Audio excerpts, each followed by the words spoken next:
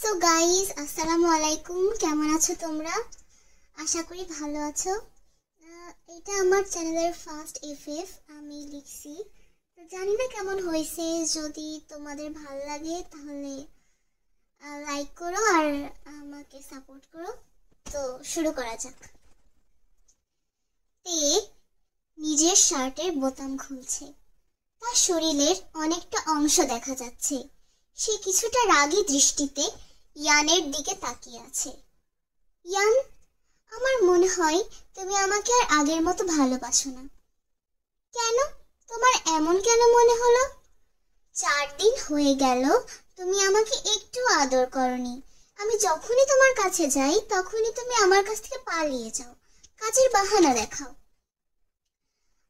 আসলে কি হয়েছে তে? ব্যাপারটা সেটা না।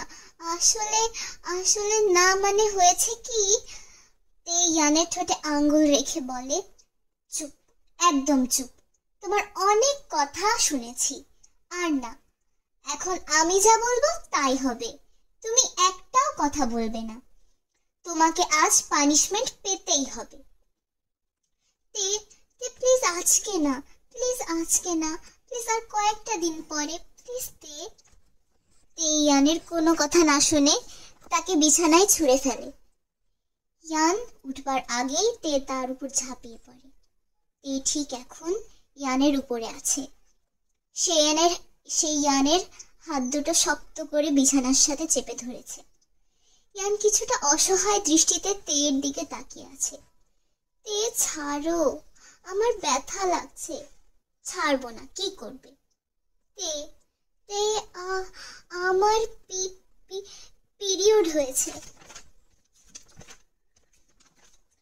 এটা শোনার পর তে অনেক কষ্ট পায় আর কিছুটা রাগের সাথে বলে, তোমার পিরিয়ড হয়েছে তা আমাকে এতদিন বলনি কেন?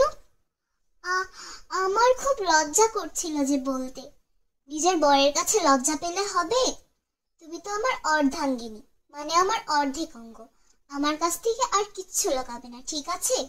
আর এতে লজ্জা পাওয়ার কি আছে? এটা তো সব মেয়েদের হয়। ইয়ান বাধ্য মেয়ের মতো মাথা নাড়ল। সে সব বুঝেছে। তে তার স্বর কিছুটা নরম করে বলল, আমাকে ক্ষমা করে দাও ইয়ান, আই এম সরি। আমারই তো বোঝা উচিত ছিল। আসলে তোমার বরটা কিচ্ছু বোঝে না, তাই না ইয়ান? না তে, তুমি অনেক ভালো। আমি তো জানি তুমি আমাকে কতটা ভালোবাসো। তোমার খুব কষ্ট হচ্ছে তাই না ইয়ান? তোমার কি পেট ব্যথা করছে? ইয়ানের সত্যিই অনেক পেট ব্যথা করছিল, কিন্তু তাও সে বলল, না তে, আমি ঠিক আছি। ইয়ান না বললেও সে বুঝতে পারল ইয়ানের পেইন হচ্ছে। ওকে ইয়ান, তুমি রেস্ট নাও, আমি যাই। ওকে তে। তে কিছুক্ষণ পর ইয়ানের জন্য হট ওয়াটার ব্যাগ নিয়ে আসে আর সাথে কিছু ওষুধও নিয়ে আসে। ইয়ান নাও, এই হট ওয়াটার ব্যাগটা তোমার পেটে ধরলে তোমার হয়তো একটু আরাম লাগবে, আর এই ওষুধগুলো খেয়ে নাও। এগুলো খেলে তোমার পেট ব্যথা একটু কমতে পারে। ইয়ান খুশিতে কান্না করে দিয়েছে। সে তেকে জড়িয়ে ধরে আর তার গালে আলতো করে একটা কিস করে আর বলে, বাবা, আমার তেটা তো অনেক বড় হয়ে গেছে দেখছি। তে ইয়ানের কপালে একটা কিস করে বলে, আমার বউটা দিন দিন রোমান্টিক হয়ে যাচ্ছে দেখছি। আগে তো লজ্জায় মুখই তুলতে পারতো না। ইয়ান খুব লজ্জা পেল, কোনো কথা বলল না। তে ইয়ানকে অস্বস্তিতে ফেলতে চায় না। আচ্ছা আমি যাই ইয়ান, তুমি রেস্ট নাও। না তে, তুমি যাবে না। আমি তোমার বুকে মাথা রেখে ঘুমাতে চাই।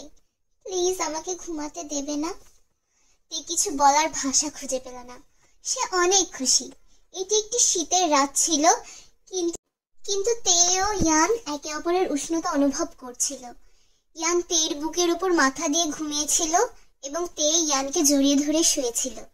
তারা একটি মধুর সময় উপভোগ করেছিল। সো আর্মিস, তোমাদের যদি ভিডিওটা ভালো লেগে থাকে তাহলে প্লিজ আমাকে সাপোর্ট করো। আনিয়ং।